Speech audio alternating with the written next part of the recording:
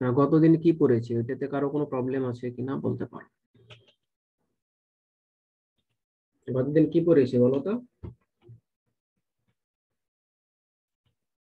হুম। আমি পড়ানোর পরেই কি ওইটুকুই শেষ নাকি? কেউ বই খুলে দেখো না? Sir register পড়াইছেন? রেজিস্টার তো করতেছি, এবার রেজিস্টারের পরে কি পড়েছি বা রেজিস্টারে কি পড়েছি? রেজিস্টারে তো অনেক কিছু পড়ে আসছে। মোটা দাগে তো টপিক গুলো মনে রাখতে হবে। জি এটা দেখে বলো তো কি কি পড়েছি। Sir, register, shift register, binary counters, এই পর্যন্ত। আর মেমোরি ইউনিট পড়ানো হয়নি? স্যার এটা আমার মতে পড়ানো হয়নি, আমার জানা মানে এই পর্যন্ত মনে হচ্ছে। আচ্ছা, ঠিক আছে।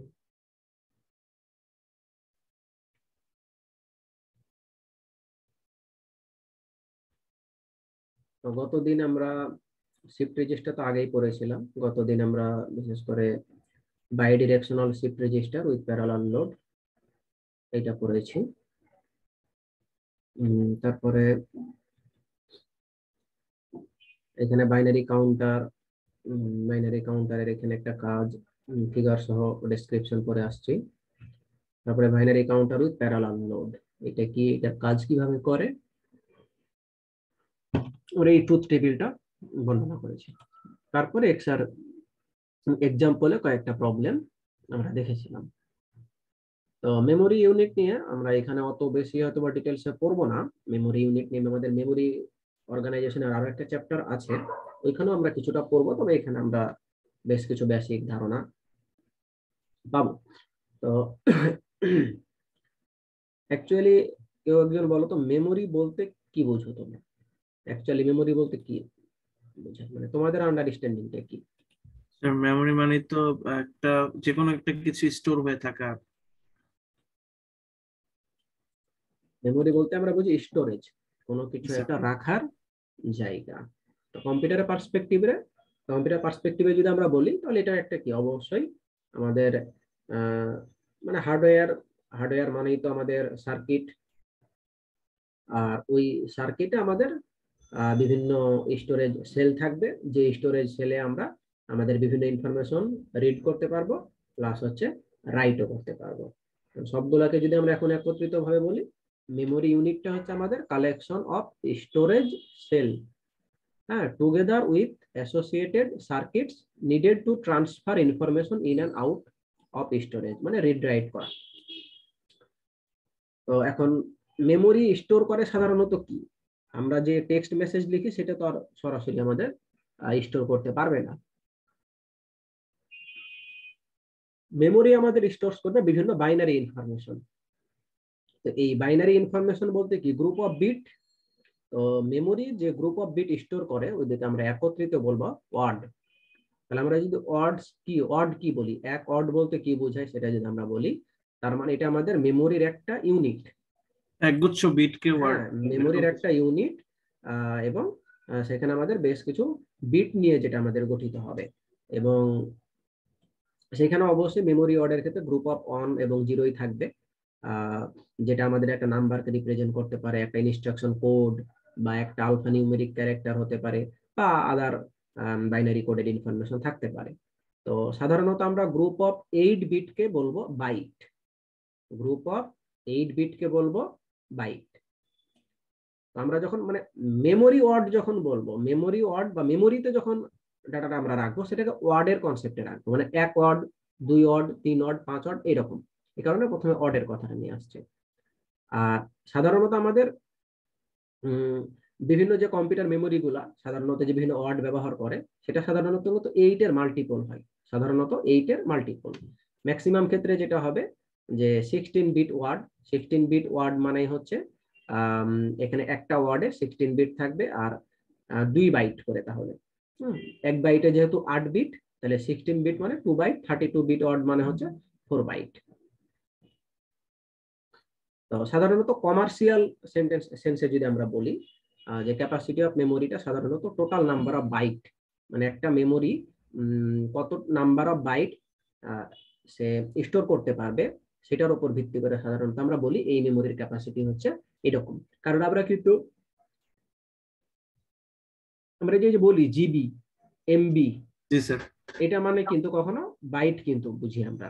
5 জিবি মানে গিগাবাইট। গিগাবাইট, মানে আমরা তাহলে কমার্শিয়ালি যদি চিন্তা করি তাহলে কিন্তু এখানে নাম্বার অফ বাইটে আমরা চিন্তা ভাবনা করি।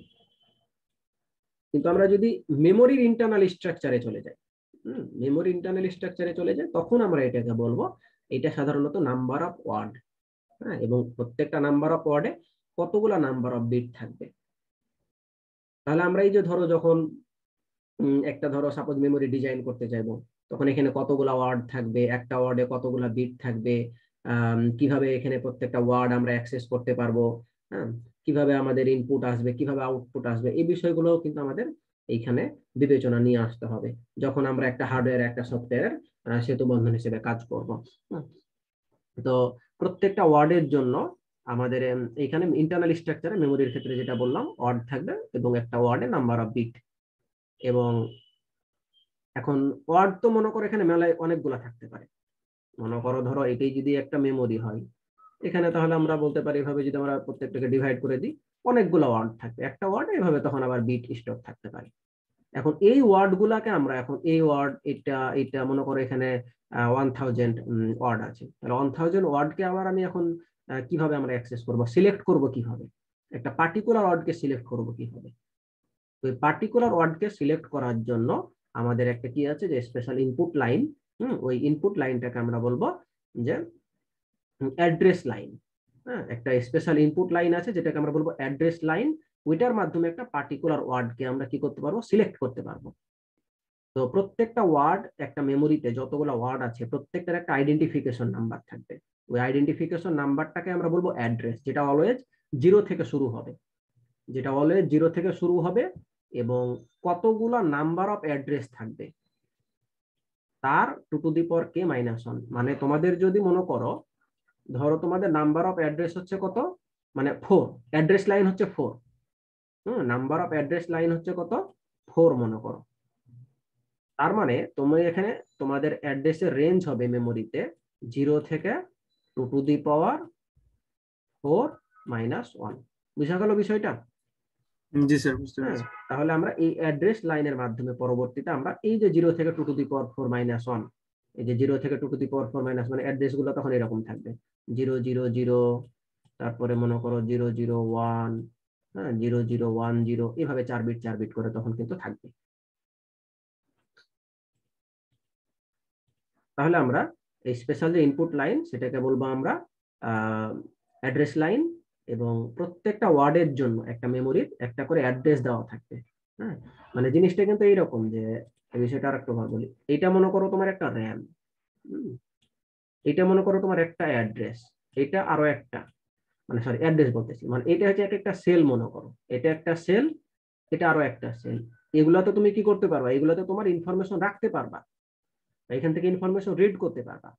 আর এই সেলের যেটা নাম্বার, এই সেলের যে নাম্বার এটা ধরো মনে করো 000 মনে করো, বা 001 মনে করো, 010, এগুলাকে কিন্তু আমরা বলতেছি যে অ্যাড্রেস। এই যে এখানে যে কথাটা বলতেছি আমরা, each word in memory is assigned an identification number called an address, এগুলোকে আমরা বলবো কিন্তু অ্যাড্রেস। আর এগুলো হচ্ছে যে এই সেলের যখন আমরা এই অ্যাড্রেসটাকে অ্যাক্সেস করব তখন আমাদের তার মানে এই সেলটাকে পাওয়া, যখন আমি এই অ্যাড্রেসটাকে আমি হয়তো বা কল করব তখন আমার এই সেলটাকে পাওয়া।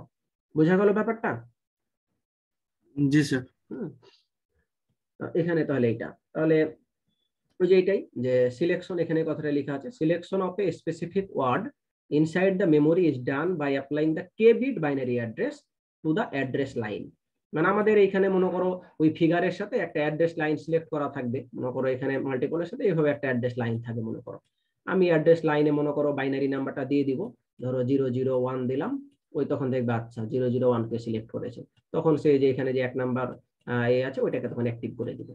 এভাবে সাধারণত আমরা মেমোরি সেলগুলোকে রিড অথবা রাইট করতে পারি, অ্যাক্সেস করতে পারি আমরা।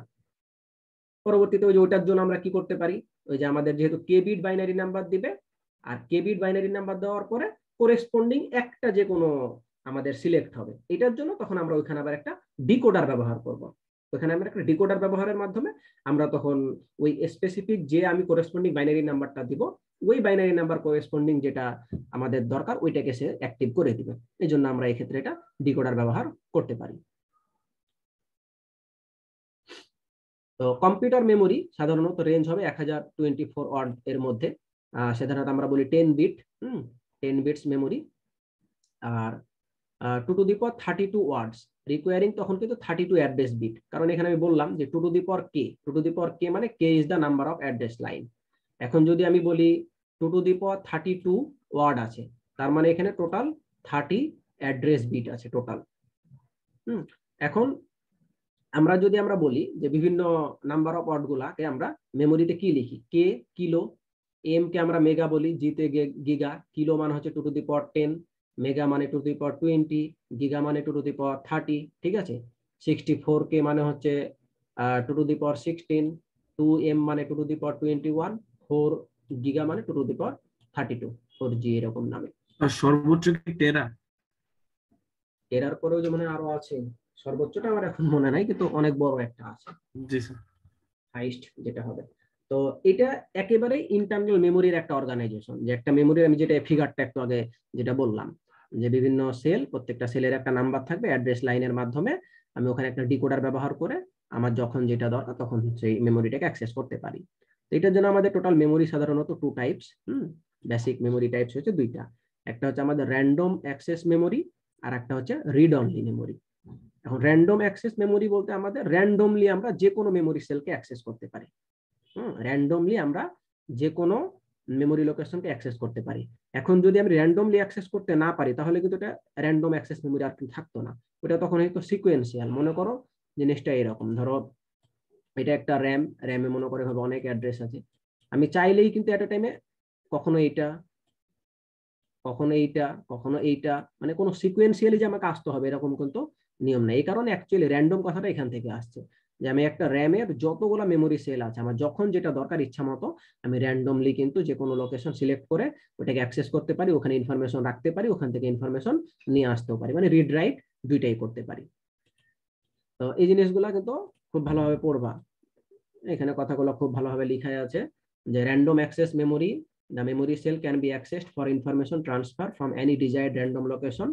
The process of locating a word in memory is the same and require an equal amount of time no matter where the cells are located physically in memory। মানে কারণ এখানে চিন্তা করো যে সাধারণত তোমরা যদি একটু সিকোয়েন্সিয়াল পার্সপেক্টিভে চিন্তা করো, সিকোয়েন্সিয়াল পার্সপেক্টিভে যখন চিন্তা করবা তখন কিন্তু যদি এটা এরকম হয়, ধরো তোমার মনে করো যদি এখানে কোনো একটা মেমোরি থাকে তখন এটা খুব ইজিলি পাবা, এখানে থাকলে আর একটু দেরিতে পাবা, নিচের দিকে থাকলে আরো কিন্তু দেরিতে পাবা ধীরে ধীরে। কিন্তু র্যামের ক্ষেত্রে কি হবে, তুমি এইটা অ্যাক্সেস করতে তোমার যে সময় লাগবে এটা অ্যাক্সেস করতেও সেই টাইম লাগবে, প্রথমটা অ্যাক্সেস করতেও একই টাইম লাগবে। মানে এই 00 অ্যাড্রেসটাকে অ্যাক্সেস করতে যে টাইম লাগবে এই লাস্ট নাম্বার যেটা আছে ওইটাকেও অ্যাক্সেস করতে সিমিলার টাইম লাগবে। মানে ফিজিক্যালি কোথায় আছে এটা দেখার বিষয় না, আমি সবগুলোর ক্ষেত্রেই ইকুয়াল টাইম লাগবে। এটা কিন্তু একটা অনেক বড় একটা অ্যাডভান্টেজ। কিন্তু যদি আমাদের এরকম না হতো, র্যান্ডমলি আমি যে কোনো লোকেশনকে যদি সিমিলার টাইমে যদি অ্যাক্সেস করতে না পারতাম তাহলে কিন্তু আমাদের প্রচুর প্রবলেম হতো, প্লাস হচ্ছে আমাদের অনেক কমপ্লেক্সিটি ফেস করতে হতো। এখন তাহলে আমরা এটাই বললাম যে কমিউনিকেশন সাধারণত এখানে কিভাবে হতে পারে একটা মেমোরির ক্ষেত্রে র্যামে।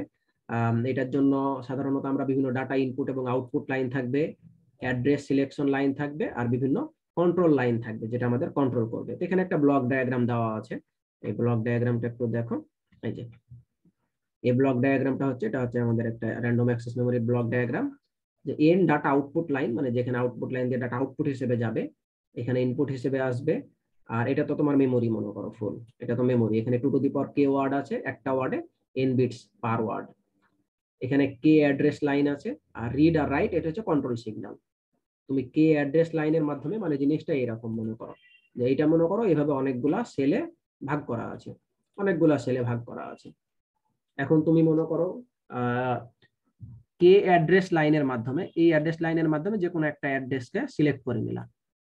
এখন ওই অ্যাড্রেস থেকে যদি তুমি রিড করতে চাও তাহলে ইনপুট কোনো ডাটা আসবে না, ডাটাটা শুধু আউটপুট হয়ে গেল। এখন তুমি রাইট করতে চাচ্ছ, রাইট করার জন্য প্রথমে ওই নির্দিষ্ট অ্যাড্রেস লাইনের মাধ্যমে নির্দিষ্ট অ্যাড্রেসটাকে সিলেক্ট করলা, তারপরে তখন যে ডাটাটা ইনপুট হবে এই ডাটা ইনপুট লাইন দিয়ে রাইট কন্ট্রোলকে আমরা অন করে দিলাম, তখন ওই নির্দিষ্ট লোকেশনে আমাদের ডাটাটা রাইট হয়ে গেল। রিড রাইটের কথাটাও বোঝা গেছে, মানে এখানে রিডের কাজটা কিভাবে হচ্ছে, রাইটের কাজটা কিভাবে হচ্ছে, আর অ্যাড্রেস লাইনের কাজ কি, এই দুটা বিষয় কিন্তু খেয়াল রাখতে হবে।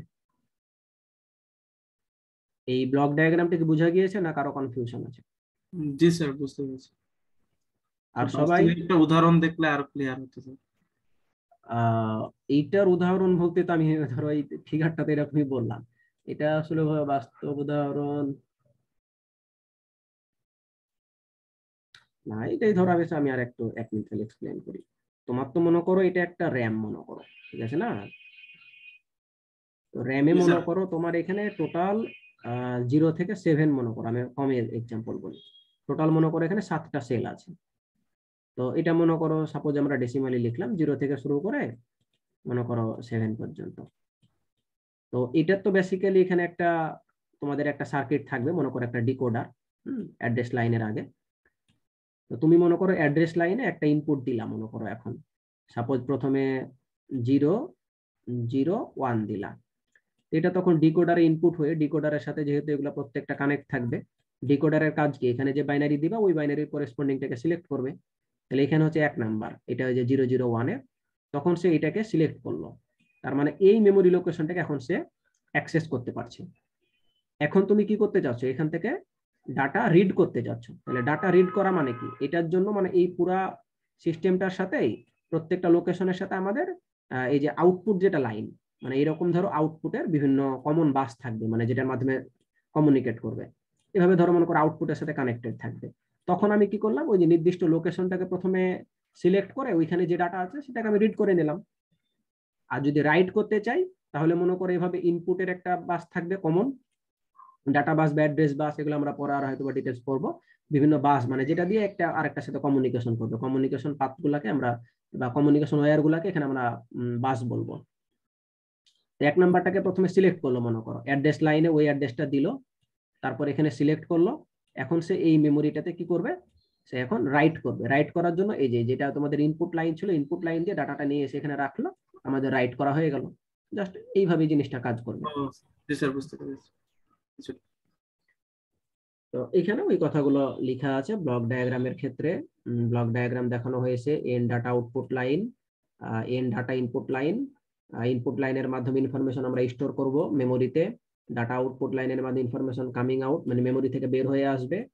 কে অ্যাড্রেস লাইনের মাধ্যমে কোন একটা বাইনারি নাম্বার মানে কে বিট নাম্বার আসবে, ওটার মাধ্যমে আমরা পার্টিকুলার অর্ডকে চুজ করব, যেখানে আমাদের এই যে 2 to the power K available যে মেমোরি থেকে। আর দুইটা কন্ট্রোল ইনপুট আছে, একটা হচ্ছে রাইট অপারেশন আর একটা হচ্ছে রিড অপারেশন। এটা অনেক সময় আসে যে তোমার রিড রাইট অপারেশনটা ব্যাখ্যা করো, তখন এই ফিগারটা দিয়ে এখানে যে কিছু কথা লেখা আছে এই কথাগুলো বললেই হলো। আচ্ছা আমি বইটাকে সেভ করে নিই, তাহলে বাই চান্স যদি কোনো প্রবলেম হয় তাহলে এটা সেভ থাকবে।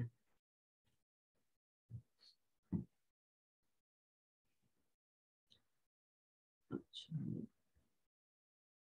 তো এখানে তাহলে দুইটা অপারেশন, একটা হচ্ছে রিড, একটা রাইট অপারেশন। রাইট অপারেশন বললাম যেটা হচ্ছে যে আমাদের বাইরে থেকে ট্রান্সফার হবে ইনফরমেশন এসে মেমোরিতে রাখবো, আর রিড অপারেশন মানে হচ্ছে ট্রান্সফার আউট। তো যখন আমরা এই দুইটা কন্ট্রোলের মধ্যে যে কোনো একটা কন্ট্রোল কাজ করবে, যখন আমরা রিড করতে চাইবো রিডের জন্য কাজ হবে, রাইটের জন্য রাইটের কাজটা হবে। তো মনে করো এখানে বলতেছে যে the step that must be taken for the purpose of transferring a new word to be stored into memory.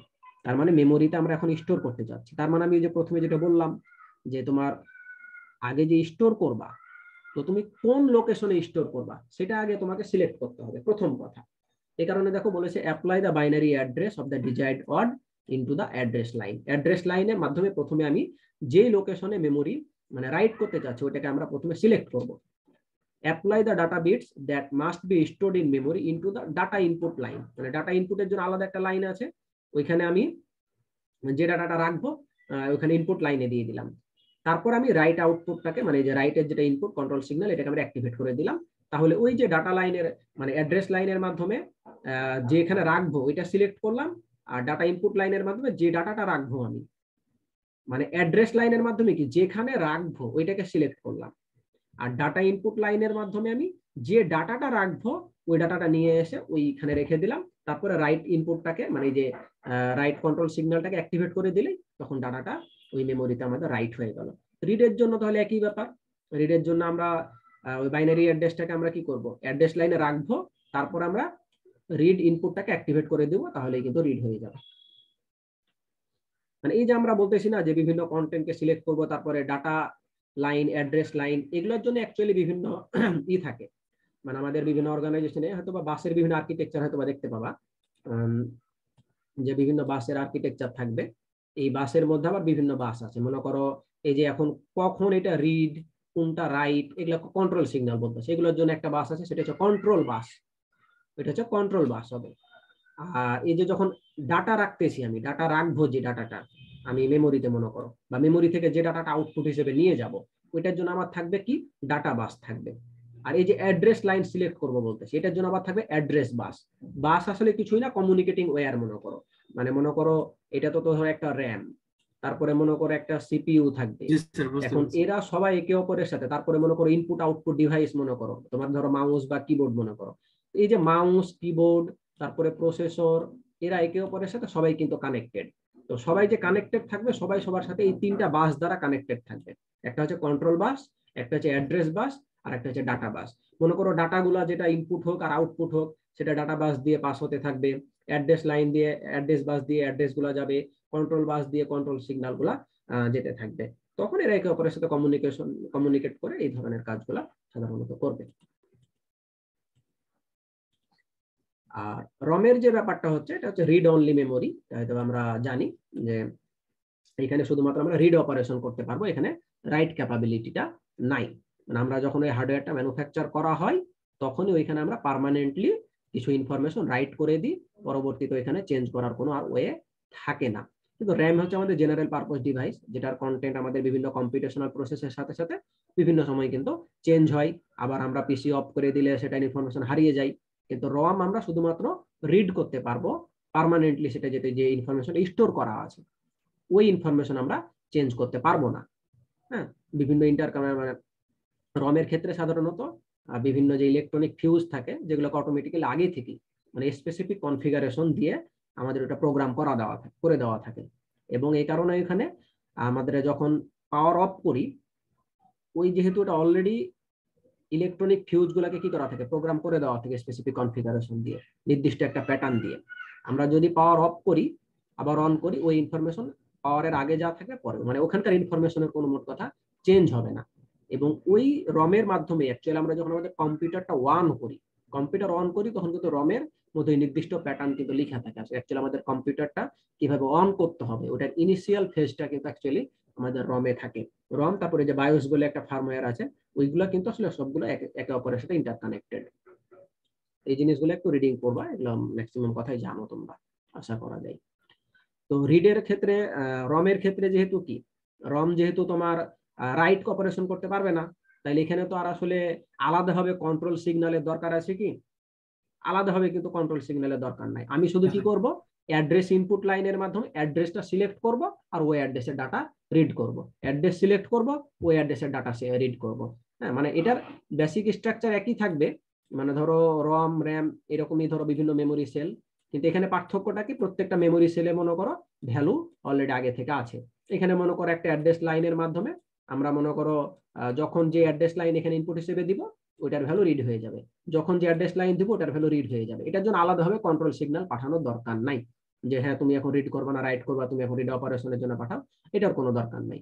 শুধুমাত্র অ্যাড্রেস লাইনের মাধ্যমে অ্যাড্রেসটাকে সিলেক্ট করবো, তারপরে ডাটা আউটপুট লাইন দিয়ে ডাটাটা রিড করে নিলাম। তো এটা যেহেতু একবারে ফিক্সড, আমরা এম গুণিত এন রম এখানে আমরা হয়তো বা দেখতে পাচ্ছি। তো এখানে এখন একটা বিষয়, যে পরবর্তীতে আসলে রমের ক্ষেত্রে যেটা বললাম অলরেডি, যে এখানে আসলে রিড কন্ট্রোল সিগন্যাল পাঠানোর দরকার নাই, কারণ এটার কাজই হচ্ছে অটোমেটিক্যালি শুধুমাত্র রিড করা। জাস্ট খালি আমরা ওইভাবে এটাকে ম্যানুফ্যাকচার তৈরি করা দেওয়া থাকে। এবং এটার মাধ্যমে আমাদের জাস্ট খালি তাকে আমি আউটপুট অ্যাড্রেস লাইনের মাধ্যমে অ্যাড্রেসটা বলে দেব, সে শুধুমাত্র ওই অ্যাড্রেসের ভ্যালু আমাকে দিয়ে দিবে। তো রম সাধারণত একটা কম্বিনেশনাল সার্কিট, এবং রম সাধারণত ইন্টারনালি বিভিন্ন ডিকোডার এবং বিভিন্ন ওয়ার গেটের মাধ্যমে তৈরি করা থাকে, এবং এটা র্যামের মতো স্টোরেজ ক্যাপাবিলিটি কিন্তু নাই। মানে র্যামে যেমন আমি রাখতেও পারি নিতেও পারি এরকম কোনো ক্যাপাবিলিটি রাখা হয় নাই। রম হচ্ছে আমাদের পার্মানেন্টলি কিন্তু এটা ফিক্সড করাই আছে। তো রমের ক্ষেত্রেও সাধারণত আবার বিভিন্ন অ্যাপ্লিকেশন আছে ডিজিটাল সিস্টেমের ক্ষেত্রে। অনেক সময় আমরা চাইলেই মানে মেমোরিটার নাম রিড অনলি মেমোরি, কিন্তু এর ভ্যারিয়েটি কিন্তু অ্যাপ্লিকেশন কিন্তু অনেক রকম হতে পারে। ধরো তুমি একটা নর্মাল এমবেডেড সিস্টেম তৈরি করতে চাচ্ছ, এখন ওই এমবেডেড সিস্টেম মনে করো আমি একটা হয়তো বা আমার অ্যাটেন্ডেন্স সিস্টেমের জন্য একটা এমবেডেড সিস্টেম করলাম, কেউ হয়তো বা বাসের টিকিট কাটার জন্য একটা হয়তো এমবেডেড সিস্টেম তৈরি করতেছে। এক এক রকম কিন্তু এমবেডেড সিস্টেম থাকে। আবার ওগুলাতেও কিন্তু আবার রিড অনলি মেমোরি থাকে, ওগুলার জন্য কিন্তু তোমার রিড অনলি মেমোরি থাকে। তো যখন মানে তোমার ধরো এটা নির্ভর করে, ধরো তোমার একটা রিড অনলি মেমোরি দরকার, যারা এটা ম্যানুফ্যাকচার করে তাদের কাছে যাবা, তুমি তোমার চাহিদা বলবা, তুমি তোমার ক্রাইটেরিয়া বলে দিবা, তারা ওই অনুযায়ী তোমার ওই ইনফরমেশন দিয়ে একটা মেমোরি তৈরি করে তোমাকে দিয়ে দিবে। এটা সাধারণত খুব কস্টলি, কিন্তু যদি না আমার ওরকম একই একই প্যাটার্নের অনেক মেমোরি দরকার না হয় তাহলে আমরা সাধারণত এটা করতে যাই না। তো রম সাধারণত এতটুকু হয়তো বা সবাই বুঝতেই পারতেছো, এটা ফিক্সড প্রোগ্রাম, এটা চেঞ্জ করা যাবে না। হ্যাঁ, এটা হচ্ছে আমাদের ব্যাপার। তো যদিও আমরা এখন বর্তমানে আবার রমের কিছু ভার্সন কিন্তু চলে আসছে। রমের কিছু ভার্সন আমাদের এখানে চলে আসছে। তো রমের এই ভার্সন গুলাকে আমরা মানে কয়েকটা টাইপ তৈরি করেছি এটাও সুবিধার্থে। তো সাধারণত 3টা ডিফারেন্ট ওয়েতে আমরা রম গুলাকে প্রোগ্রাম করতে পারি। একটা হচ্ছে মাস্ক প্রোগ্রামিং। মাস্ক প্রোগ্রামিং মানে ওই যে কোম্পানিগুলো আছে ওই ফ্যাব্রিকেশন প্রসেসের সময়ই ওইখানে প্রোগ্রাম করে দেওয়া থাকবে, ওইটা পরবর্তীতে আর চেঞ্জ করা যাবে না। ফ্যাব্রিকেশন প্রসেসের সময় যা করার সে করে দিবে। মানে এখানে বেসিক্যালি যেটা হবে যে কাস্টমার একটা ট্রুথ টেবিল তাদেরকে প্রোভাইড করবে, যে আচ্ছা আমার এইরকম একটা আউটপুট দরকার, সারা তখন ওই আউটপুট অনুযায়ী সে একটা রম তৈরি করে তোমাকে দিয়ে দিবে, পরবর্তীতে তুমি আর এখানে কখনোই চেঞ্জ করতে পারবা না। তো এটা সাধারণত বলেই দিচ্ছে এখানে যে ইকোনমিক্যালি কিন্তু এটা খুব কস্টলি। যদি না তোমার লার্জ কোয়ান্টিটি দরকার হয় সেম রম কনফিগারেশন, তাহলে কিন্তু আসলে এখানে আমরা কস্ট কিন্তু প্রচুর পড়বে এবং এটা আমাদের জন্য হেল্পফুল হবে না অনেক সময় কষ্টের কথা যদি আমরা চিন্তা করি। তো মোর ইকোনমিক্যাল বানানোর জন্য সেকেন্ড টাইম যেটা করা হলো এটা হচ্ছে প্রোগ্রামেবল রিড অনলি মেমোরি।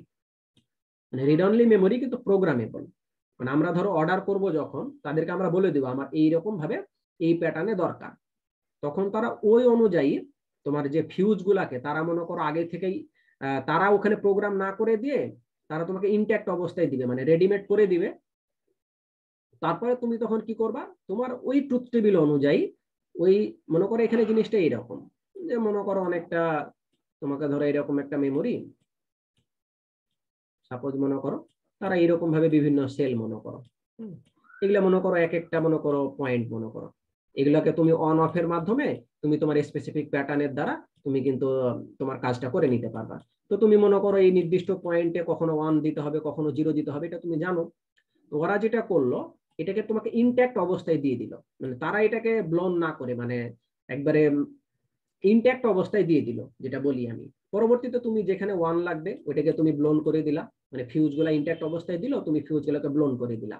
হ্যাঁ, ব্লোন করে দিয়ে মানে তোমার যে ডাটা আছে মোট কথা ওই ডাটাটাকে ওখানে ইনপুট হিসেবে দিয়ে দিলা, যেখানে 0 বসানোর দরকার 0 বসিয়ে দিলা, যেখানে 1 বসানোর দরকার 1 বসিয়ে দিলা। কিন্তু একবার যখন তুমি এখানে প্রোগ্রাম করে দিলা এইটা আর কখনো চেঞ্জ করা যাবে না, হয় তোমাকে পরবর্তীতে এটা ফেলে দিতে হবে অথবা তোমাকে অন্য কোনো ওয়েতে ওইটাই ব্যবহার করতে হবে, অথবা তোমাকে ফেলে দিতে হবে। একবার ফিউজ গুলাকে যদি তুমি ব্লোন করে দাও পরবর্তীতে এটা আর ব্যবহার করা যাবে না।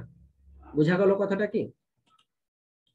মানে সিম্পল কথা, তুমি ওদেরকে একটা কথা প্যাটার্ন বলে দিলে ওই প্যাটার্ন অনুযায়ী তারাই তোমাকে রেডিমেড জিনিস দিয়ে মানে তৈরি করে দিয়ে দিল, তুমি আর ওটাতে প্রোগ্রাম করতে পারবা না, ওইটাকে মাস্ক প্রোগ্রামিং।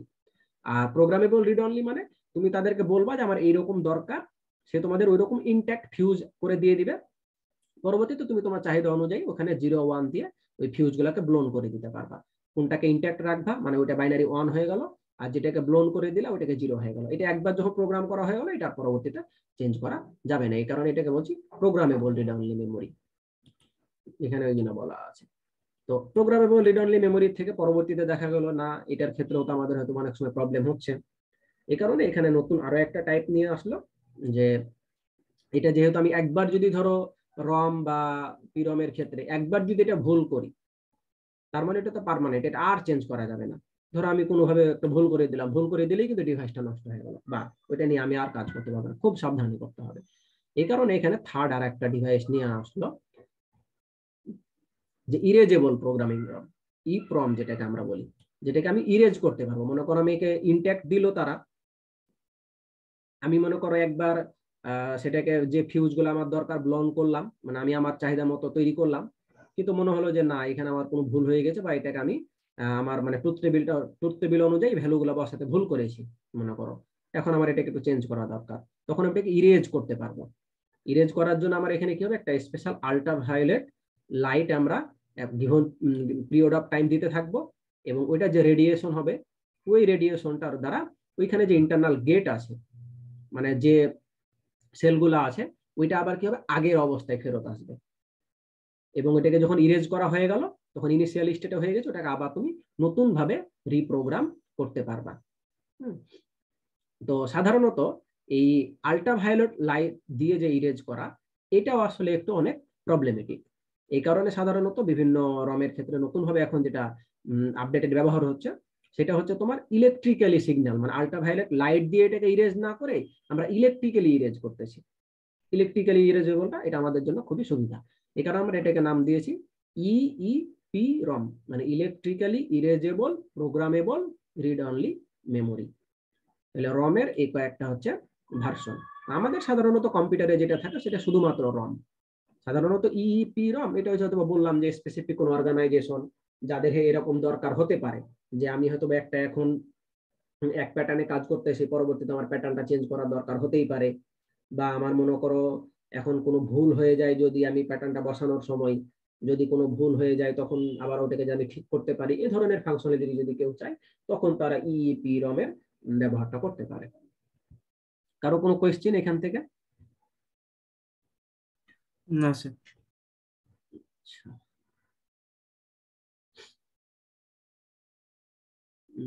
ফ্লিপ ফ্লপের ব্যাপারটা বলেছিলাম।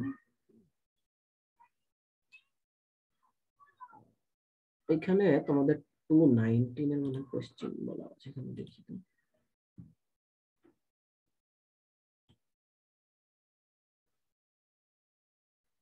উম, 2.9 থেকে 2.21 বলতেছে।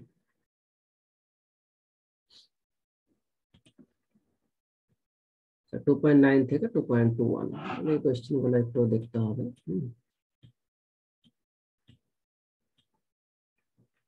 তো এগুলা তেমন কঠিন কিছুই না, বিশেষ করে 2.291 দেখো কি বলে। The following memory units are specified by the number of odd, হ্যাঁ, এবং প্রত্যেকটা নাম্বার অফ ওয়ার্ডে নাম্বার অফ বিট থাকবে। How many address line input output data lines are needed in each case? তো এইটা দেখে অ্যাকচুয়ালি কি বুঝতেছো? এটা দেখে কি বোঝা যাচ্ছে এটার ইনপুট লাইন আর আউটপুট লাইন কোনটা কি বোঝা যাচ্ছে? বলো তো, ইনপুট লাইন আর আউটপুট লাইনটা বোঝা যাচ্ছে কিনা?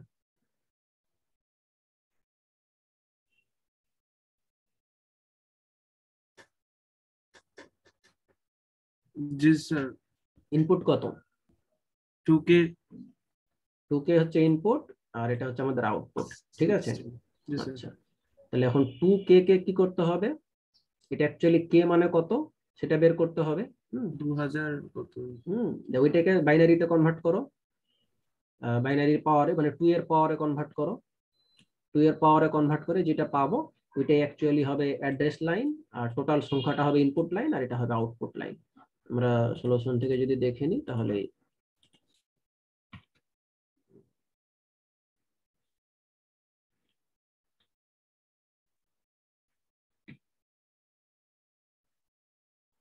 এই যে 2K ইন্টু 16। তো 2K মানে কত? 2 to the power 11। G sir, এবার বুঝতে পেরেছি। তাহলে 11 হচ্ছে তোমার অ্যাড্রেস লাইন, আর 16 হচ্ছে তোমাদের ডাটা ডাটা লাইন। তারপরে 64K, তার মানে 2 টু দি পাওয়ার 16। 60। হ্যাঁ, তো এটা কিন্তু খুব কেয়ারফুলি এখানে একটা জিনিস ভুল করেছে মনে হচ্ছে, এটা অ্যাকচুয়ালি 16 তো হবে না, এটা অ্যাকচুয়ালি 8 হবে।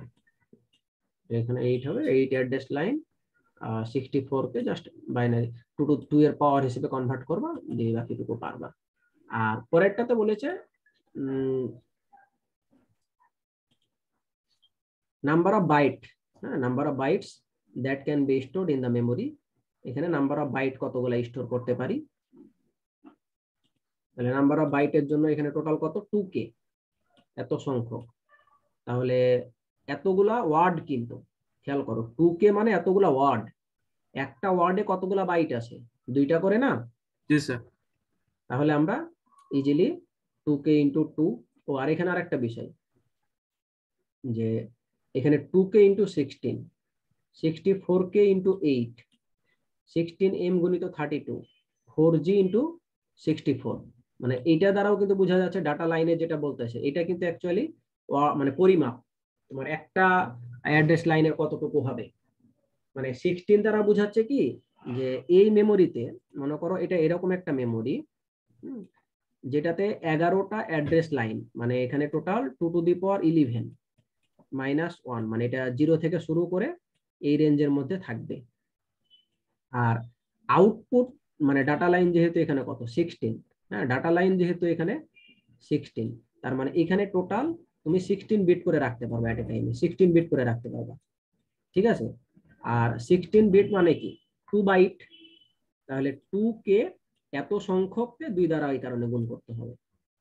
কিন্তু এখানে বলেই দিয়েছে অলরেডি কত করে, 8 বিট করে, তাহলে এখানে কিন্তু আর 2 দিয়ে গুণ, এখানে কারণে 1 দিয়ে গুণ দিয়েছে। এখানে বলেছে 32, তাহলে 32 কে 8 দ্বারা ভাগ করো, 4 হয়, 4 কে এটা দ্বারা গুণ, তারপরে 64 কে 8 দ্বারা ভাগ দাও, 8 হবে, 8 কে 4g দ্বারা গুণ করো, দিয়ে টোটাল নাম্বার অফ বাইটটা পাওয়া যাবে।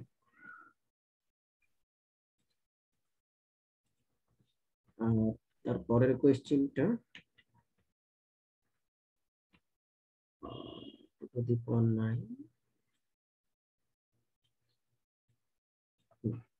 2.21 আমাদের বলেছে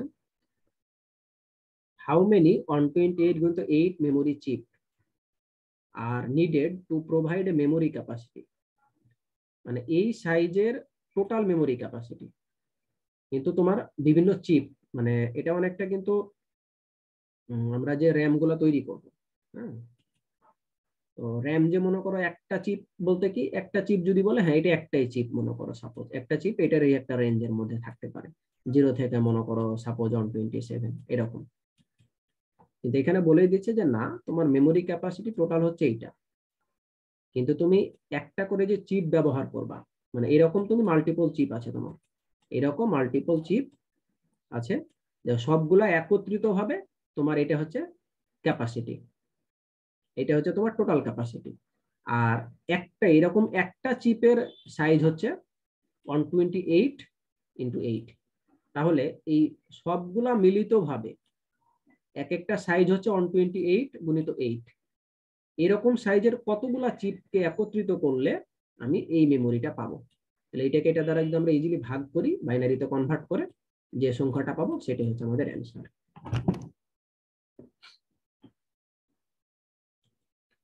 ঠিক আছে, না এই 3টা কোয়েশ্চেনে কারো কোনো কনফিউশন আছে কিনা বলো।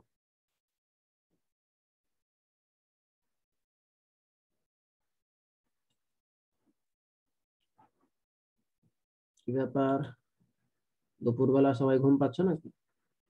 দুপুরবেলা বলছে, এখন তো বিকেল হয়ে গেল।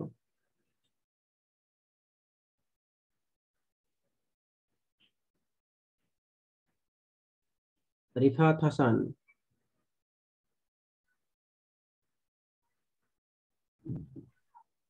রিফাত, জাহিদ হাসান। জি স্যার, আছি স্যার। আচ্ছা বলো দেখি তো, এই 221 কি বুঝেছো, 21 নাম্বার প্রবলেমটা কি বুঝেছো বলো।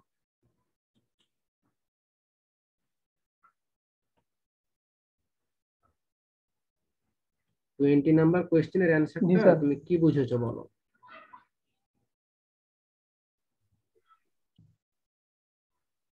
স্যার এটার মধ্যে হচ্ছে কি আমাদের এই অ্যাড্রেস লাইন আর হচ্ছে কি স্যার ডাটা লাইনটা দেওয়া আছে। আমাদের স্যার কতটা চিপ লাগবে এটা বের করতে হবে স্যার। হুম,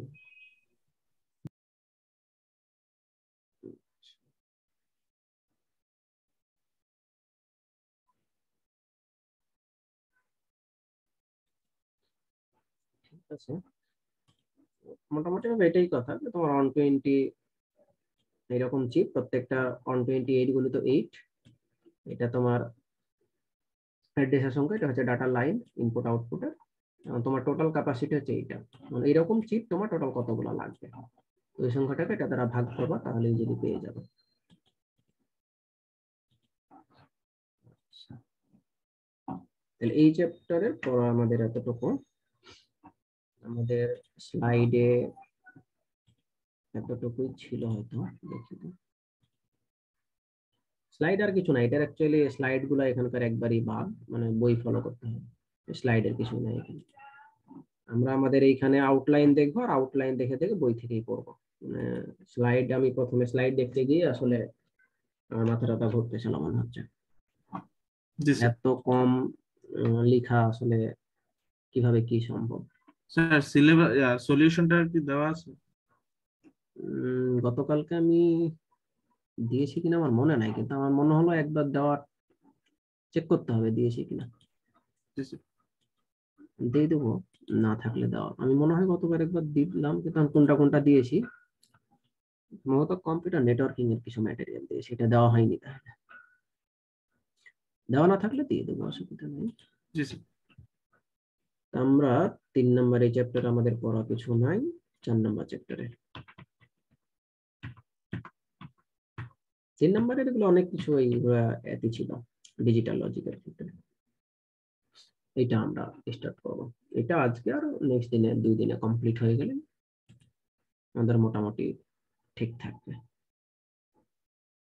4, 5, 6, 7, এখানে দুইটার মধ্যে আবার আমরা 3 ইনস্ট্রাকশনের অনেক কিছু পড়ে নিয়েছি, এখানে তখন একটা ক্লাস পাবো। আর তোমাদের তো আবার একটা ক্লাস তো মেকআপ লাগবে সোমবার একটা। তো এমনিতেই যদি তোমাদের রবিবারের দিন কোনো মেকআপ ক্লাস থাকতে পারে কি, নেক্সট রবিবার? না স্যার, আপাতত নাই, আমাদের নাই। আমি তাহলে হয়তো বা নেক্সট রবিবারের দিন নিয়ে নেবো, কারণ তোমাদের তো আবার ক্যাম্পাস তো মনে হয় অন সোমবারই হয়ে খোলা। যাচ্ছে। সোমবার কেন খোলা? 1 তারিখ থেকে, সোমবার তো 28 তারিখ। না স্যার, আমরা তো জানি সোমবার থেকে খোলা। 1 মার্চ থেকে বলেনি? 1 মার্চ তো টিউসডে। 28 তারিখ যদি তোমাদের ল্যাব ল্যাব থাকে, ল্যাব থাকলে তো ল্যাবের তোমার কথা এখন থেকে ওপেন, ল্যাব হলে স্যার তো তোমার 1 তারিখ থেকে কি থিওরি ক্লাস হবে অফলাইনে? এরকমই তো দেখলাম মনে হচ্ছে গতকালকে নোটিশে। ও তাহলে ঠিক আছে স্যার। মানে একবারে আগের মতো বলতে গেলে। তোমাদের মিড এক্সাম কত তারিখে শুরু হবে জানো? স্যার পেমেন্ট 15 তারিখের দিকে বা 18 তারিখের দিকে শুরু হতে পারে, কারণ পেমেন্ট নোটিশ দিচ্ছে 9 তারিখে লাগবে, তার 1 সপ্তাহ পরে শুরু হয়। সম্ভবত 15 তাহলে তারিখ। তোমাদের 16 তারিখ লাস্ট ক্লাস হতে পারে জি স্যার। আমার মনে হয়। আর 19 তারিখ থেকে হয়তো বা ফ্রাইডে তো মনে হয় এক্সাম হয় না সাধারণত, মনে হয় তোমাদের। যদি ফ্রাইডেতে এক্সাম হয় তাহলে 18 তারিখ থেকে শুরু হয় তোমাদের মিডটা। ফ্রাইডে হয় না কিন্তু স্যার, এমনই হয় মানে শেষের দিকে হয় আর কি। আচ্ছা, মানে 16 তারিখ পর্যন্ত তোমাদের হয়তো ক্লাস হবে। আচ্ছা, আমরা তাহলে পরের যেটা চ্যাপ্টার হচ্ছে রেজিস্টার করা হলো, শিফট রেজিস্টার হলো, বাইনারি কাউন্টার স্যার হলো। ক্লাস টেস্ট কবে নিবেন এই ধরনের কিছু বলছেন? ওই তো আমি হয়তো নেক্সট উইকে নিয়ে নিতাম, কিন্তু দেখতে তো ক্যাম্পাস তো খুলতেছে, তাহলে ক্যাম্পাস খুললেই নেব দুইটাই। ফিজিক্যালি হলে তো আসলে আর অফলাইনে নেওয়ার কোনো, অনলাইনে নেওয়ার মানে হয় না। স্যার একটা অনলাইনে নিয়ে নিতেন। না, আর অনলাইনে নেওয়া হবে না, কারণ পরবর্তীতে বলবি যে নোটিশ পেয়ে যাওয়ার পরেও অনলাইনে নেওয়াটা এটা ঠিক হবে এরকমই। তো এখানে আমরা আছে register, transfer and micro operation, arithmetic logic unit, মানে মোটামুটি 4.2 থেকে 4.7 বললে চলে ফুল চ্যাপ্টারটাই। পরবর্তীতে কিছু এক্সারসাইজ আছে। কেউ কিছু বলেছো?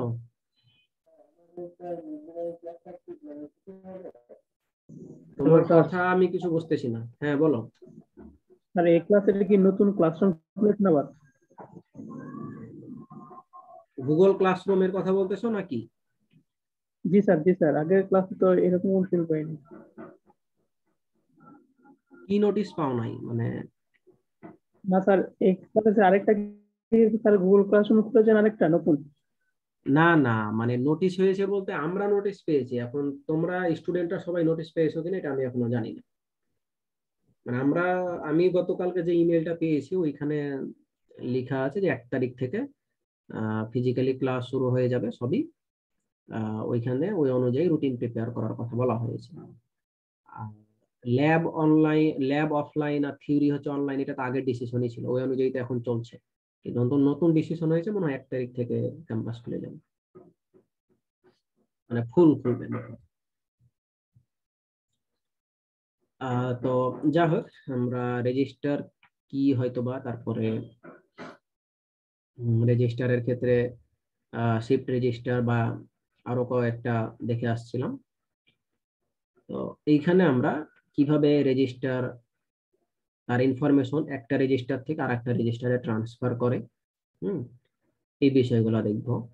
তারপর একটা বাস, তারপরে মেমোরি, তার ইনফরমেশন গুলা কিভাবে ট্রান্সফার করে, বা arithmetic, micro operation, logical shift, এগুলা কিভাবে, মানে কি অ্যাকচুয়ালি, আর অ্যারিথমেটিক লজিক শিফট ইউনিটের কাজ কি, অ্যাকচুয়ালি এই জিনিসগুলো আমরা দেখবো। তো এই স্লাইডটা আবার মোটামুটি তাও কন্টেন্ট আছে, চাইলে এখান থেকেও তোমরা সংক্ষিপ্ত ভাবে কিছু জিনিস দেখতে পারবা, কোনো অসুবিধা নাই। আবার আমরা মেইনলি বই তো ফলো করবোই, এটাও দেখতে পারি ওটাও দেখতে পারি। আমরা শুরু করি আজকে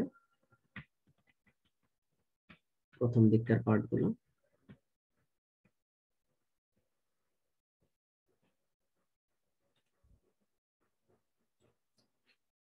আমরা রেজিস্টার ট্রান্সফার ল্যাঙ্গুয়েজের কথা যদি বলি, অ্যাকচুয়ালি আমাদের ডিজিটাল সিস্টেম মানেই তো হচ্ছে একটা বিভিন্ন ডিজিটাল হার্ডওয়্যারের ইন্টার কানেকশন, কিন্তু আমরা বলতে পারি।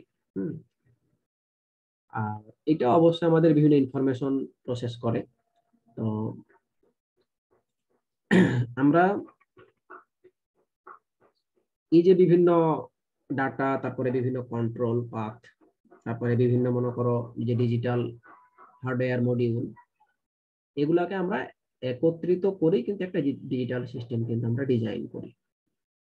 তো বিভিন্ন মডিউল বলতে সাধারণত আমরা কি বলছি, ডিজিটাল সিস্টেম ডিজাইনের যে বিভিন্ন মডিউল, ধরো বিভিন্ন রেজিস্টার, তারপরে ডিকোডার, বিভিন্ন অ্যারিথমেটিক এলিমেন্ট, বিভিন্ন কন্ট্রোল লজিক, বিভিন্ন আছে, এর একে অপরের সাথে কিন্তু এর একটা কমন ডাটা এবং কন্ট্রোল পাথ থাকে এদের একে অপরের সাথে, এবং তারা তখন একত্রিত ভাবে কিন্তু একটা ডিজিটাল কম্পিউটার সিস্টেম কিন্তু তৈরি করছে। তো এই যে ডিজিটাল মডিউল গুলা, এই ডিজিটাল মডিউল সাধারণত এগুলাকে আমরা খুব ভালোভাবে ডিফাইন করতে পারি রেজিস্টারের পার্সপেক্টিভে বলতে, রেজিস্টার সাধারণত কি করে, রেজিস্টার আমরা বিভিন্ন যে ডাটা বা যে ইনফরমেশন যেটা আমরা দেখলাম যে রেজিস্টার, সেটা সাধারণত স্টোর করে রাখতে পারে। রেজিস্টারের মাধ্যমে আমরা বিভিন্ন ডিজিটাল মডিউলকে আমরা ভালোভাবে ডিফাইন করতে পারি, এবং রেজিস্টার সাধারণত যেটা করে, আমাদের সে বিভিন্ন অপারেশন যে আমরা পারফর্ম করব যে ডাটাগুলোর উপরে, ওই ডাটাগুলো কিন্তু স্টোর করবে।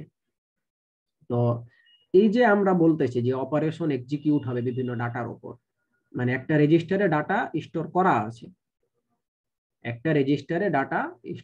আছে, এখন ওই রেজিস্টার থেকে আমি বিভিন্ন ডাটা নিয়ে আমরা কি ধরনের কাজ করব, ধরো অ্যাডিশন করতে পারি, সাবট্রাকশন করতে পারি, মাল্টিপ্লিকেশন করতে পারি, বা একটা রেজিস্টারে ডাটা আরেকটা রেজিস্টারে মুভ বা ট্রান্সফার করতে পারি। এই অপারেশন গুলাকে আমরা বলতেছি মাইক্রো অপারেশন। এই অপারেশন মানে রেজিস্টারের ডাটার উপরে যে অপারেশন গুলা পারফর্ম হবে, মোট কথা ওগুলাকে আমরা বলবো কি মাইক্রো অপারেশন। কথাটা দ্বারা কি বুঝলাম, যে আমাদের রেজিস্টারে যে ডাটাগুলা মানে স্টোর করে রাখবো, তারপরে ওই ডাটাগুলা নিয়ে যখন যে অপারেশন গুলা করবো, ওই অপারেশন গুলাকে বলবো মাইক্রো অপারেশন, কারণ রেজিস্টার কিন্তু আমাদের বলতে গেলে একটা স্মলেস্ট এলিমেন্টের মধ্যে।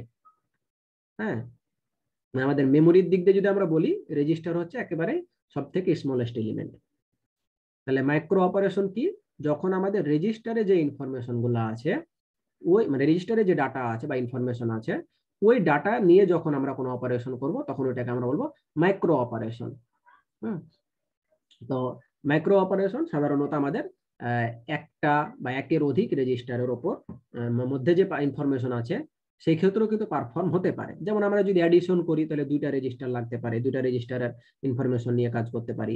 হয়তোবা যদি আমরা কাউন্ট করতে চাই বা ক্লিয়ার বা লোড করতে চাই বা শিফট করতে চাই, সেক্ষেত্রে হয়তোবা একটা রেজিস্টারের মাধ্যমে আমাদের হতে পারে।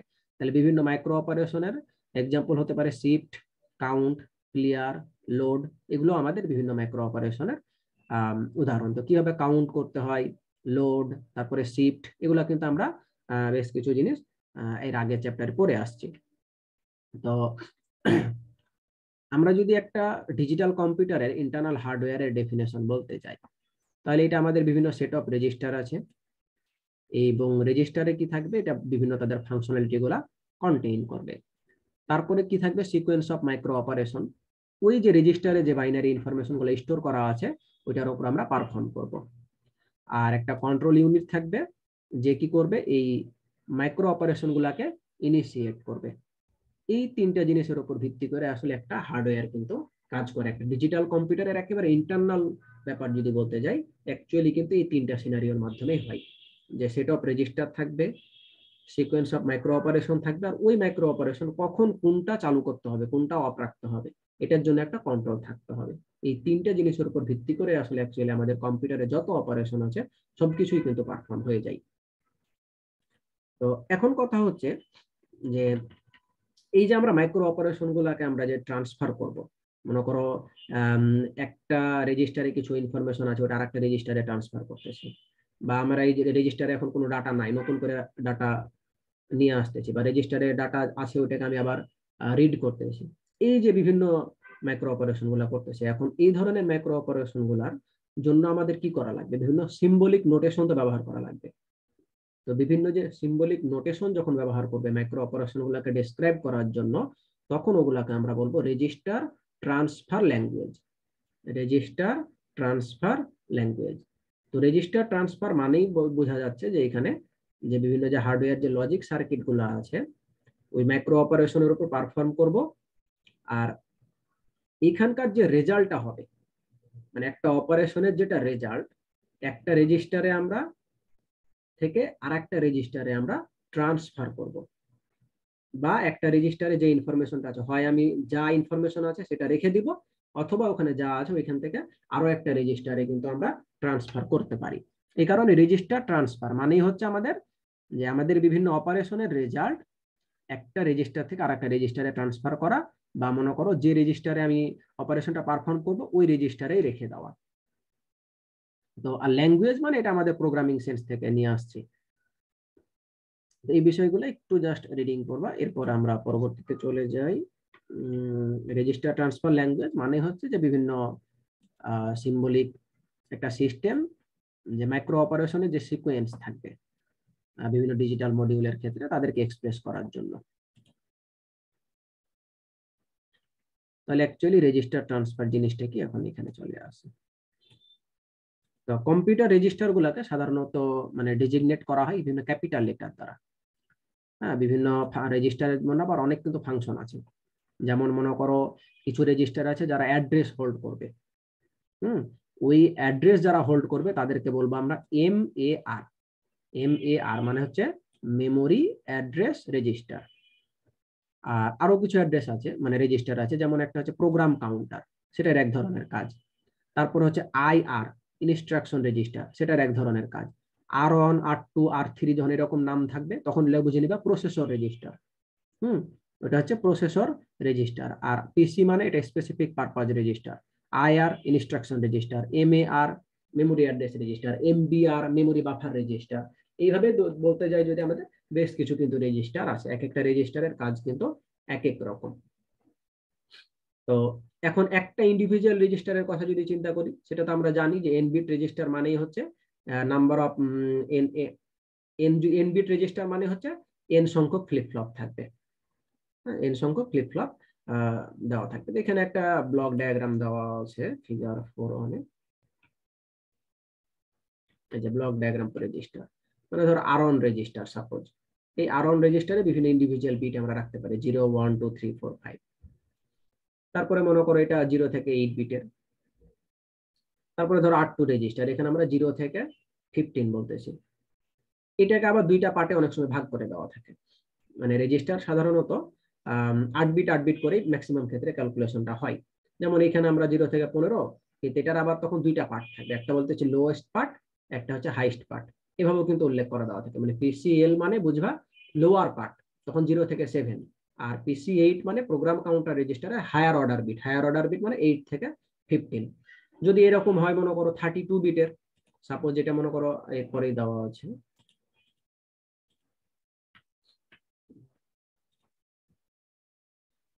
আচ্ছা 32 বিটের দেওয়া নাই। মোট কথা আমাদের এটা একটা বেসিক ব্লক ডায়াগ্রাম। একটা রেজিস্টার মানে হচ্ছে এখানে থেকে ইন্ডিভিজুয়াল বিভিন্ন বিট রাখতে পারবা। যদি 8 বিট রেজিস্টার হয় তাহলে 8 বিট রাখতে পারবা, 16 বিট রেজিস্টার হলে 16 বিট রাখতে পারবা, 4 বিট হলে 4 বিট রাখতে পারবা। আবার সাধারণত 16 বিট বা 32 বিট এরকম যদি হয়, ওগুলোকে আবার দুইটা পার্টে ভাগ করে দেওয়া থাকে। দুইটা পার্টে ভাগ করে সাধারণত লোয়েস্ট এবং লোয়ার অর্ডার এবং হায়ার অর্ডার এভাবেও উল্লেখ করা দেওয়া থাকে। এই কথাগুলো এখানে বলা আছে। কমন ওয়ে হচ্ছে রেজিস্টারের ক্ষেত্রে ইন্ডিভিজুয়াল বিট আমরা এখানে রিপ্রেজেন্ট করতে পারি। সাধারণত 16 বিট রেজিস্টার হলে আবার দুই ভাগে ভাগ করে নিয়ে আমরা 0 থেকে 7 কে আমরা বলতে পারি এল মানে লো বাইট, আর 8 থেকে 15 মানে এটাকে আমরা বলতে পারি high byte. The name of the 16 bit register is PC. PC মানে হচ্ছে প্রোগ্রাম কাউন্টার।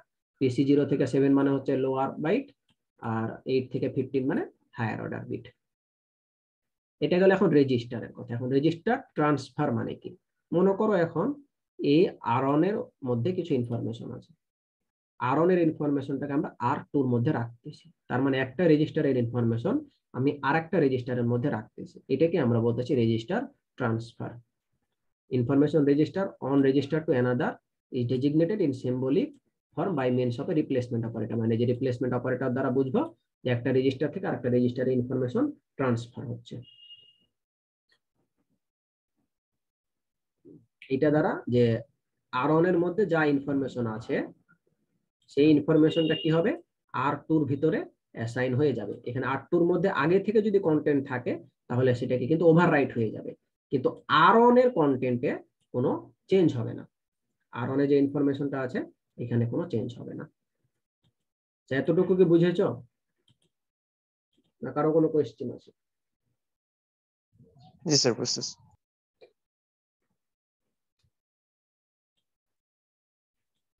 তো এখন কখনো কখনো আমাদের রেজিস্টারের ক্ষেত্রে আমরা জানি রেজিস্টার ট্রান্সফারের ক্ষেত্রে আমাদের যে প্যারালাল লোড ক্যাপাবিলিটি থাকে, অনেক সময় প্যারালাল লোডের মাধ্যমে আমরা সাধারণত একটা রেজিস্টার থেকে আরেকটা রেজিস্টারে ডাটা আমরা ট্রান্সফার করতে পারি। পরবর্তীতে যদি আমরা বলি যে আমরা যদি আবার কোনো কন্ট্রোল কন্ডিশনের অধীনে যদি আমরা এই ট্রান্সফারটা করতে চাই, মনে আমরা তো বললাম যে যদি এই কন্ডিশনটা ট্রু হয় তাহলে এই রেজিস্টারে এই ইনফরমেশন ট্রান্সফার হবে, আর না হলে হবে না। ইফ দেন কন্ডিশন যদি আমরা এইভাবে লিখতে পারি, তখন আমরা আবার, এটা ছিল আমাদের একেবারে বেসিক রেজিস্টার ট্রান্সফারের যেটা সিম্বল। আর যেহেতু আমরা বললাম একটা নির্দিষ্ট কন্ডিশন, মানে যখন এখানে p = 1 হবে তখনই এই আর2 এর মধ্যে আর1 এর ভ্যালুটা অ্যাসাইন হবে। আমরা এইভাবেও লিখতে পারি কন্ট্রোল ফাংশনের মাধ্যমে। তো কন্ট্রোল ফাংশনটা সাধারণত একটা বুলিয়ান ভ্যারিয়েবল থাকবে। কন্ট্রোল ফাংশন হচ্ছে একটা বুলিয়ান ভ্যারিয়েবল যেটা হবে 1 অথবা 0, এবং এই কন্ডিশনটা যখন ট্রু হবে তখন এই রেজিস্টার ট্রান্সফারটা হবে, আর না হলে হবে না। এটা লেখার সিনট্যাক্স হচ্ছে প্রথমে ওই ভ্যারিয়েবলটা লিখতে হবে, তারপরে কোলন দিতে হবে, মানে কন্ট্রোল ফাংশনটা, তারপরে কোলন দিতে হবে, তারপরে হচ্ছে রেজিস্টার ট্রান্সফার। এটা হচ্ছে তোমার কন্ট্রোল ফাংশন, কোলন দিয়ে শেষ হয়ে গেল। আর পরবর্তীটুকু হচ্ছে রেজিস্টার ট্রান্সফার।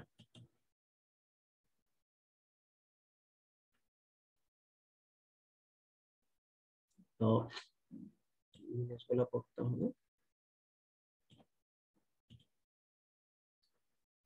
তো হার্ডওয়্যারের মানে প্রত্যেকটা আমরা যখন রেজিস্টার ট্রান্সফার করবো, এখানে অ্যাকচুয়ালি যে বিষয়টা এখানে খেয়াল করো, ব্লক ডায়াগ্রামটা এটা হচ্ছে তোমার হার্ডওয়্যার।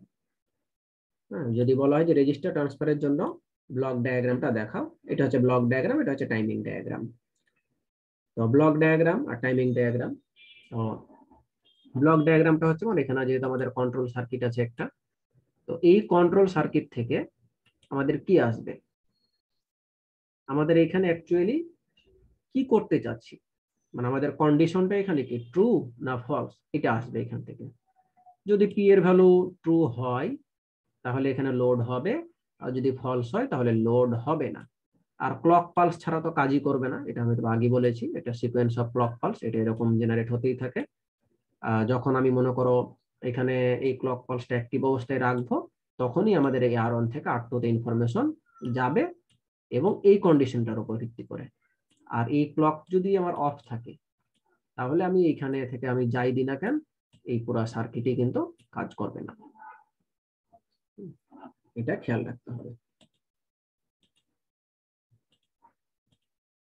তো এখানে ওই বিষয়টাই বলা আছে, ব্লক ডায়াগ্রাম যেটা transfer from R one to n output of register R one are connected to n input of register R two, মানে একটা রেজিস্টারের সাথে আর একটা রেজিস্টারের কানেকশন দেওয়া থাকবে, পরবর্তীতে এই রেজিস্টার থেকে রেজিস্টার ইনফরমেশনটা চলে যাবে। এন দ্বারা এখানে বোঝা যাচ্ছে নাম্বার অফ বিট। তো রেজিস্টার আর টুর ক্ষেত্রে আমরা দেখতে পাচ্ছি একটা লোড ইনপুট আছে, হ্যাঁ, যেটা অ্যাক্টিভেট হবে কন্ট্রোল ভ্যারিয়েবল দ্বারা। আর এই কন্ট্রোল ভ্যারিয়েবলটা সাধারণত এই ক্লকের সাথে সিনক্রোনাইজ করে দেওয়া থাকবে। এই ক্লকের সাথে সাথে এই কন্ট্রোল ভ্যারিয়েবলটা এখানে অ্যাপ্লাই হবে, তখন ওটার উপর ভিত্তি করে কাজ করবে। এবং টাইমিং ডায়াগ্রামের ক্ষেত্রে আমরা দেখতে পাচ্ছি যে আমি যদি লোড করতে চাচ্ছি, তখন আমরা এখানে দেখতে পাচ্ছি যখন এটা রাইজ হচ্ছে তখন কিন্তু এই যে এটাও হাই হয়েছে, এবং এটা পরবর্তীতে একটা ফুল সাইকেল যখন কমপ্লিট করবে তখন এটা আবার ডাউন হয়ে গিয়েছে। তার মানে এই যে এখান থেকে এখানটি যদি একটা ক্লক সাইকেল, এই ক্লক সাইকেলের সময় সে কিন্তু হাই অবস্থায় আছে, বাকি সময়ে সে লো অবস্থায় আছে। স্যার এখানে কন্ট্রোলের সিগন্যালটা দেখাতে হবে না? কন্ট্রোলের সিগন্যাল বলতে? মানে যখন হাই হচ্ছে কন্ট্রোল তখনই তো আসলে লোডটা হচ্ছে। হ্যাঁ, ওটাই তো এখানে বোঝাচ্ছে যে যখন তোমার এই যে ক্লকের ভ্যালু হাই হলো না, তখনই তো এই যে জি কন্ট্রোলের স্যার। ভ্যালু লোড হাই হয়ে গেল। যখন এই যে ফুল এক সাইকেল মিলে ফুল এক সাইকেলে সেই যে হাই অবস্থায় থাকলো, তার মানে এই যে লোডটা অ্যাক্টিভ অবস্থায় থাকলো, তখন এই সময়ের মধ্যেই আর অন থেকে আর টু তে ইনফরমেশন চলে গেল, মানে এই ইনফরমেশনটা আর টুর মধ্যে চলে আসলো। আবার যখন এই যে একটা ক্লক পালস হয়ে গেল, মানে একটা ক্লক সাইকেল কমপ্লিট করলো, তখন এই যে লোডের ভ্যালু অফ হয়ে গেল, তার মানে এখানে ট্রান্সফারটা হয়ে গেছে অলরেডি। জি স্যার, বুঝতে এই পেরেছি। লোড বলতেই তো কন্ট্রোল সার্কিটটা, আর এই ক্লক হচ্ছে এইটা। এই দুইটা একে অপরের সাথে সিনক্রোনাইজ করা দেওয়া থাকবে, একত্রিত ভাবে কাজ করবে।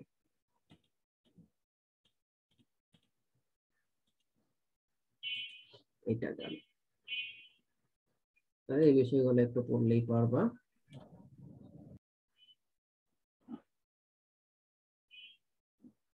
যদি আমরা মাল্টিপল অপারেশন যদি একসাথে লিখতে চাই, মাল্টিপল রেজিস্টার ট্রান্সফার, তাহলে আমরা এইভাবে লিখতে পারি। এখানে টি হচ্ছে অবশ্যই এটা একটা কন্ট্রোল, আর এখানে আর টুর মধ্যে আর অন, আর আর অনের মধ্যে আর টু, মানে যদি আমরা মাল্টিপল অপারেশন লিখতে চাই, মাল্টিপল রেজিস্টার ট্রান্সফার, তাহলে এভাবে কমা দিয়ে লিখতে পারি। তো এখানে কিছু ব্যাপার বলেছে যে রেজিস্টার ট্রান্সফারের ক্ষেত্রে কিছু সিম্বল, এই টেবিলটা একটু করে রাখতে হবে, যে বিভিন্ন লেটার এবং তার সাথে কিছু নিউমেরালস দিয়ে একটা রেজিস্টারকে ডিনোট করব, যেমন MAR R2 এরকম।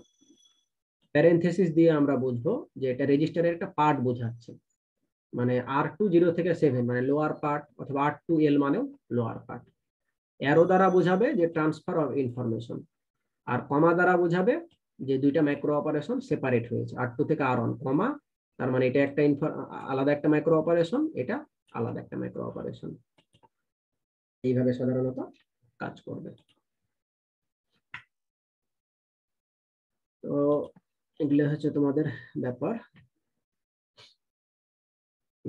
বাস আর মেমোরিটা আজকে আর শুরু করলে শেষ করতে পারবো না মনে হয়, এটা আমরা নেক্সট দিনেই দেখি।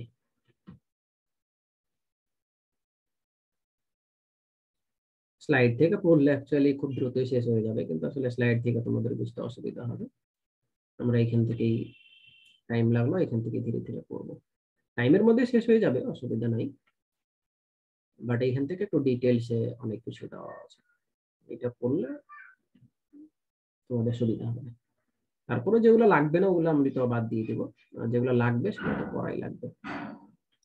না দেখো এখানে আমরা এখনো শেষ করতেই পারতেছি না মনে হচ্ছে, কত কিছু। আর স্লাইডে মাত্র জাস্ট ওই ফিগার আর করেসপন্ডিং কিছু একটা লিখে রেখে দিয়েছে। আচ্ছা, কারো কোনো কোয়েশ্চেন আছে? না স্যার। আচ্ছা,